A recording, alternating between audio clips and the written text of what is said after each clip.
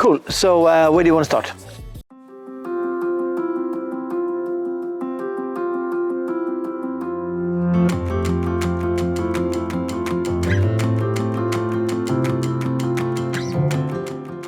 I feel like the model is all people and people making decisions, and ultimately that comes down to trust. You know, and organizations I think that are good at fostering and showing trust and building trust with people, either through technology or through relationships, they're the ones that are always really successful.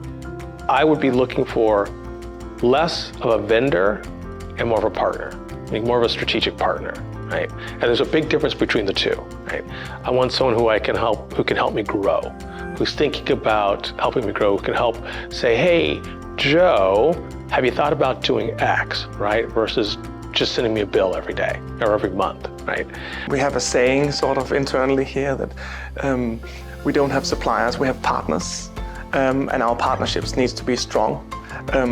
Choosing a partner like Enfuce payment processing, that's like having a marriage, honestly. It's something that you embark into and you don't want it to end. You do not want to switch. So it's not marriage forever, that's for sure. So I think it's important, but also having relationship at multiple levels in those providers. Get the CEOs to talk to each other, get people to understand and share their roadmap and build those relationships. So if one person leaves the business, you're not losing your influence over any development or support issues.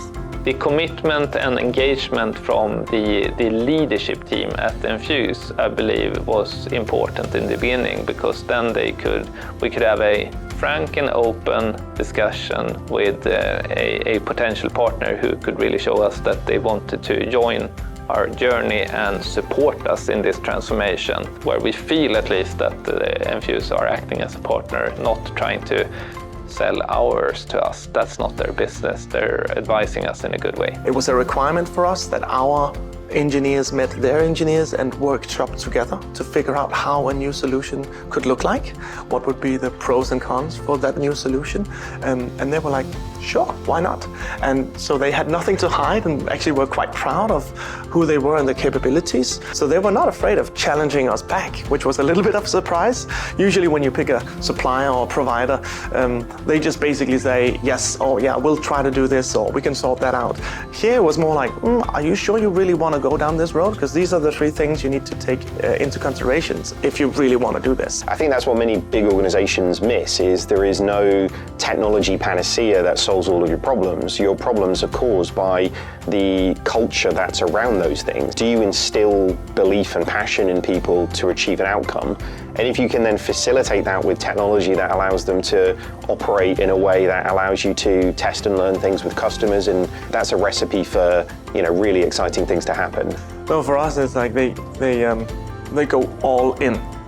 So even from the very get-go, when we were designing the program together, making sure that the right people were there, really actually challenging us back. And there's been good times, there's been bad times, but we've solved it together, and I think that's the most important. You just know that things are not always going to pan out the way you hope or the way you expect. You just know that. So when something goes wrong, it's just so critical to be able to have somebody on the other side that immediately responds, that immediately knows where to go and takes ownership of the question. The kickoff is always wonderful, right? But building things that are difficult to do takes being shoulder to shoulder with people in the trenches to make those things happen. But actually often it's when things go wrong, and inevitably they always do in some form or another, actually it's the people who move you through those things, and therefore they're probably a bigger contributor to success than ever before. If we run into problems, then we would call the upper management at Enfuce then, since we have a quite close relationship then. The rule is that it typically goes wrong, okay? And there can be so many different reasons for that, It can be anything from that you chose the wrong technology, maybe you chose the wrong implementation partner, maybe you didn't have the organization, your own organization, aligned behind it, The key thing is about how you deal with it, how you communicate and how you resolve it. Don't hide from it. Stand front and center and say, yep, we've got an issue, let's deal with it. and keep the customer up to speed as to what you're doing. There will always be mistakes, and it's about, how do you handle that?